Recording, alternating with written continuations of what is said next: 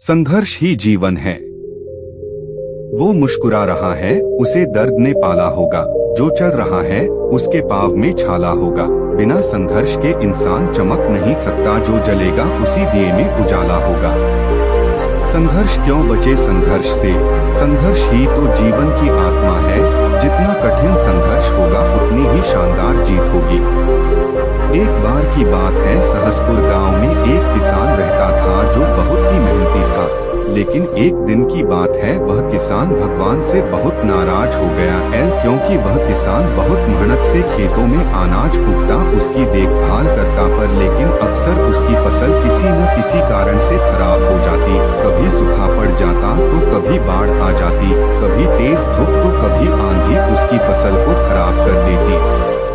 इन सभी चीजों के चलते वह किसान बहुत परेशान हो गया और गुस्से में आसमान की ओर देखकर भगवान से बोला, हे ईश्वर, आपको लोग सर्वज्ञता मानते हैं कि आप सब जानते हैं, कहते हैं कि आपकी इच्छा के बिना एक पत्ता तक नहीं हिलता, पर मुझे लगता है कि आप छोटी सी छोटी बात भी नहीं जानते। आपको तो ये भी पता कि खेती बाड़ी कैसे करते हैं। अगर आपको सब ज्ञात है तो वे मौसम, बेवजह आंधी और तूफान कभी नहीं आते। आपको बिल्कुल भी अनुमान नहीं कि इन सब परेशानियों से हम किसानों को कितना नुकसान उठाना पड़ता है। यदि आप मेरे हाथ में यह शक्ति दे दी कि जैसा मैं चाहूँ वैसा मैं मौसम कर सकूँ, तो फिर आप देखना कि मैं अन्न के भंडार भर दूंगा। भगवान इस किसान के तीखे वाक्य सुनकर मुस्कुरा रहे थे और वह किसान के सामने प्रकट होकर बोले, मैं से तुम्हें ये शक्ति देता हूँ कि तुम अपनी इच्छा के अनुसार मौसम को बदल पाओगे और उसमें मैं बिल्कुल भी दखल नहीं दूंगा। सब कुछ तुम्हारी इच्छा के अनुसार होगा। यह सुनकर किसान बहुत खुश हो जाता है। उसके पश्चात अगले दिन किसान से गेहूं की फसल खेतों में बोई। जब उसे लगा कि फसल को धूप की जरूरत है तो उसने धूप दी। जब पानी बरसना चाहिए तभी पानी भी बरसा।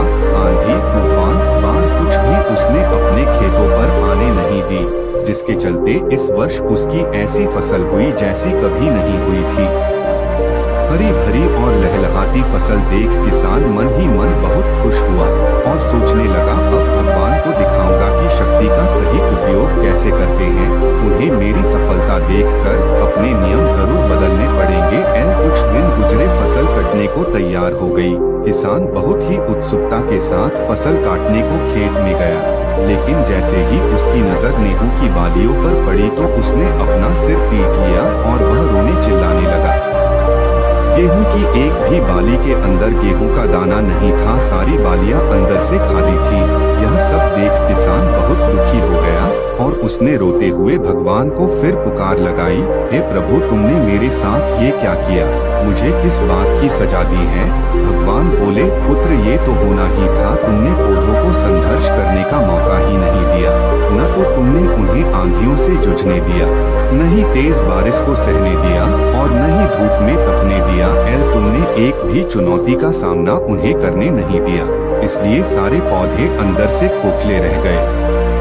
जब आंधी, तूफान, तेज बारिश और धूप पड़ती है तभी ये पौधा अपने अस्तित्व को बचाने के लिए संघर्ष करते हैं और इसी संघर्ष से एक बाल पैदा होता है जिसमें शक्ति होती है, ऊर्जा होती है और यही ऊर्जा गेहूं के दानों के रूप में फूटती है। लेकिन तुम्हारी नादानी की वजह से ऐसा नहीं हो पाया। सभी बालियां इसलिए खाली हैं क्योंकि तुमने पौधों को संघर्ष नहीं कराया। याद रखिए, स्वर्ण में स्वर्णीय आभा तभी आता है जब वह आग में तपने, गलने और हथौड़े से पिटने जैसे संघर्षों से गुजरता है। कोयले का टुकड़ा हीरा तभी बनता है जब वह उच्च दाब और उच्च ताप की मुश्किल परिस्थितियों से गुजरता है। इसी तरह यदि हमारे जीवन में भी कोई संघर्ष या चुनौती नहीं होगी तो हम भी गेहूं की बालियों की तरह खोखले रह जाएंगे और समाज में हमारा कोई अस्तित्व नहीं होगा। हमारे जीवन में आने वाली विपरीत परिस्थितियां, चुनौतियां और समस्याएं हमें निखारती हैं। यदि जीवन में कठिन परिस्थितियां और चुनौतियां आए तो घबराना मत, बल्कि उनका डटकर सामना करना और स्वयं पर पूरा विश्वास रखना। जीवन के उतार चढ़ाव आपको और अधिक मजबूत बना देंगे।